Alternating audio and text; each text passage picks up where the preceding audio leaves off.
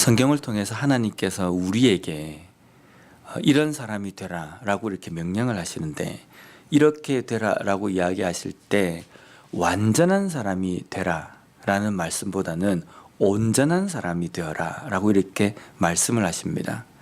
우리가 이 땅을 살아가면서 우리가 연약하기 때문에 어떤 부분에서든지 부족함이 없이 완전한 사람이 된다는 것은 어렵습니다. 그러면 그렇다고 해서 우리가 완전한 사람이 되지 못하기 때문에 우리는 여전히 부족하고 연약하기 때문에 우리의 삶 이대로 그냥 살면 되는 것이 아니라, 하나님께서 우리에게 명령하신 것은 온전한 사람이라고 이야기하십니다. 마태복음 5장 48절에도 보면 예수님께서 그러므로 하늘에 계신 너희 아버지의 온전하심과 같이 너희도 온전하라라고 이야기하십니다. 오늘 본문 말씀에도 보면 2절에 보면 우리가 다 실수가 많으니 만일 말에 실수가 없는 자라면 곧 온전한 사람이라 능히 온몸도 굴레 씌우리라. 오늘 본문 말씀에도 온전한 사람에 대해서 이야기하는데, 그러면 오늘 본문에 나와 있는 이 온전한 사람처럼 예수님께서 마태복음 5장에서 이야기하는 말씀처럼 온전한 사람, 그 온전한 사람이 우리가 되는 것을 우리에게 명령하신다는 겁니다. 마태복음 5장에서 어떤 것이 하나님의 온전하심처럼 닮아야 될 온전함이냐라고 이야기하시냐면, 마태복음 5장 앞쪽에 보면은 무엇을 예수님께서 말씀하시냐면 이웃을 사랑하라. 그 이웃을 어떻게까지 사랑해야 되냐면 원수까지도 사랑하도록 해야 된다. 그 사랑을 이야기하면서 온전한 삶을 살라. 하나님께서 온전하신 것 같이 닮아서 함께 온전한 삶을 살라고 이야기합니다. 그래서 마태복음 5장에서 말씀하시는 온전하심은 하나님께서 우리를 사랑하시는 그 사랑하심, 그 사랑을 온전히 닮아서 살아가는 삶을 살아가는 것을 온전한 삶이라고 이야기하십니다. 그럼 오늘 본문에서 이야기하는 온전한 사람은 어떤 사람인가? 2절 말씀을 보면 말에 실수가 없는 자라면 곧 온전한 사람이다 라고 말씀하십니다. 말에 실수가 없다. 우리가 말에 실수가 없을 수가 없습니다. 우리는 말에 실수를 참 많이 합니다. 그러면 우리가 말에 실수가 없어야지만이 온전한 사람이라고 한다면 우리는 죽었다 깨어나도 온전한 사람이 될 수 없을 겁니다. 그런데 오늘 본문에서 말에 실수가 없다라는 것이 어떤 것이냐라면 9절에 이렇게 말씀하십니다. 이것으로 우리가 주 아버지를 찬송하고 또 이것으로 하나님의 형상대로 지음을 받은 사람을 저주하나니. 입으로 다른 사람을 저주하는 것, 그것을 줄이는 것, 그것을 하지 않는 것, 그 실수를 범하지 않는 것, 그 말로 하는 삶, 그러한 삶이 온전한 삶이라는 겁니다. 우리가 입으로 다른 사람을 저주할 때, 다른 사람에 대해서 안 좋은 말을 할 때 왜 그렇게 이야기합니까? 그 사람이 싫으니까 그렇습니다. 우리가 좋아하고 사랑하는 사람이라고 한다면요, 그 사람이 실수했으면 어떻게 하면 이 실수를 내가 다른 사람에게 해명을 해줄 수 있을 것인가? 어떻게 하면 다른 사람에게 이 실수한 부분을 좀 감추고 이 사람에 대해서 좀 좋은 부분을 이야기해 줄 수 있을 것인가? 우리는 그렇게 생각합니다. 사랑하는 사람이라고 한다면요. 그런데 내가 그 사람에 대해서 안 좋은 말을 하는 것은 그 사람에 대해서 사랑이 없기 때문입니다. 그 사람에 대한 사랑이 식었기 때문에 그렇게 할 수도 있습니다. 그러니까 우리가 이 말의 실수라는 것은 이 입을 통해서 다른 사람을 저주하는 말, 다른 사람에 대해서 미워하는 말, 그러한 말을 하는 것과 똑같다라는 겁니다. 그러면 마태복음에서 이야기하는 온전한 사람과 오늘 본문에서 이야기하는 온전한 사람의 공통적인 부분은 뭐냐면요, 상대방과 다른 사람에 대해서 사랑하는 마음을 가져야 된다는 겁니다.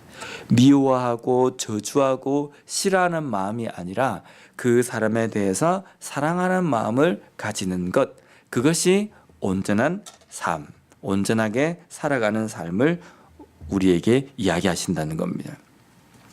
우리의 이 입은 별거 아닌 것 같습니다. 말 한마디 툭툭 던지고 그냥 내가 하고 싶은 말을 그냥 순간적인 어떤 충동적으로 이야기할 수 있습니다. 근데 오늘 본문 말씀에 보면 우리의 이 혀와 이 입을 뭐라고 비유를 하냐면 큰 배를 움직이는 키로 비유를 합니다. 배가 엄청나게 큰데 그 엄청나게 큰 배를 왼쪽 오른쪽으로 움직이는 그 키는 조그맣습니다. 우리의 혀와 우리의 입이 이거와 마찬가지입니다. 또 아주 큰 산불 이런 것들이 있지만 그 산불이 처음 시작될 때는 조그만 불씨부터 시작이 됩니다. 이 조그만 불씨를 우리의 혀, 우리의 입으로 비유를 하십니다. 그러니까 우리의 혀와 이 입, 우리가 내뱉는 말 이 한마디가 별거 아닌 것 같거든요. 근데 이 별거 아닌 이 말 한마디가 사람을 파멸로 이끌거나 사람을 몰락시키기도 합니다. 과거에 요즘도 그렇지만은 연예인들이 정말 힘들어하는 부분이 뭐냐면요. 인터넷에 자기가 난 기사 밑에 있는 악성 댓글입니다. 악플입니다. 보면 요즘은 옛날에는 그런 일이 없었지만은 인터넷에 기사가 나거나 아니면 어떤 일이 딱 생기면 그 밑에 사람들이 댓글을 막 달게 되어 있습니다. 자기의 의견을 달게 되어 있는데 그 밑에 보면요. 어떤 때 읽어보면 참 좋은 말도 있습니다. 아, 이거는 이렇게 자기 의견들을 좋은 의견을 내놓는 게 있는가 하면 어떤 경우는 정말 입에 담지 못할 정도로 아주 악한 말들을 거기다가 적어 놓는 것도 종종 있습니다. 죽어라 뭐 이런 말. 그런데 연예인들이 그런 글을 읽으면서 마음이 상처를 받습니다. 그래서 때때로 어떨 때는 그 악성 그 댓글 때문에 뭐 여러 가지 힘들어 하기도 하고 극기하는 자살까지 가기도 했습니다. 그래서 그것 때문에 자살한 연예인들도 참 많이 있습니다.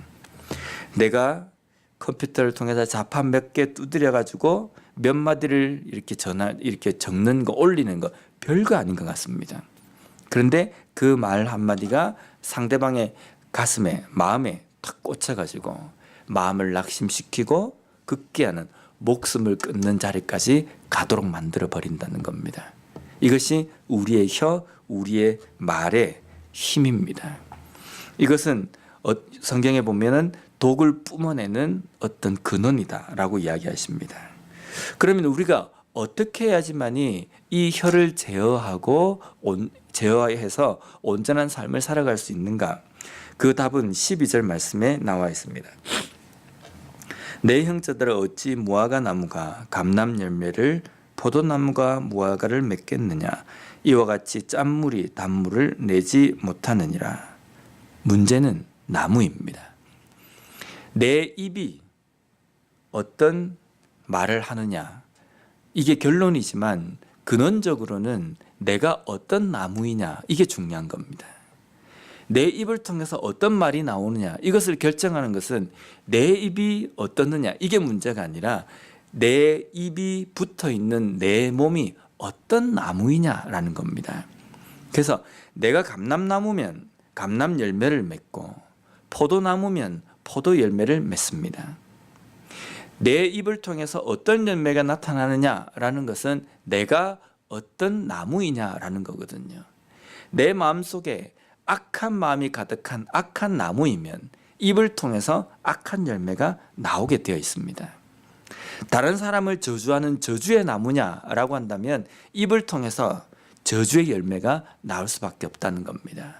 우리가 예수 그리스도의 접붙임이 되어서 하나님의 그 말씀에 딱 우리가 박혀 있는 나무라고 한다면 우리의 입을 통해서는 복음과 사랑과 섬기고 남을 세워주는 그 말이 당연히 나올 수 있다는 겁니다. 문제는 어떻게 내 입을 훈련시킬 것인가? 이것도 중요하지만 더 중요한 것은 내가 어디에 접붙여져서 내가 어떤 나무가 되어야 하는가? 이것이 중요하다는 겁니다. 지금 내 삶의 중심은 어디에 뿌리를 받고 있는가? 내가 정말 복음을 받은 자로서 예수 그리스도의 그 복음에 뿌리를 내리고 내가 삶을 살아가고 있는가? 그 삶을 살아가고 있을 때에는요, 우리의 머릿속과 우리의 마음속, 우리가 보는 것도 상대방을 사랑하는 마음, 상대방을 섬기는 마음, 그러한 것들이 계속 봐지고 또 그러한 마음들이 생길 수밖에 없고 또 말을 해도 그런 말을 할 수밖에 없다는 겁니다. 오늘도 우리가 우리의 삶에서 내 중심이 어디에 맞춰져 있는가, 그것을 다시 한번 돌아봄으로 말미암아 덕을 세우고 이웃을 사랑하고 세우는 그러한 말을 하는 온전한 그리스도인의 삶을 살아가는 우리 모두가 되었으면 좋겠습니다. 기도하겠습니다. 하나님, 우리의 입을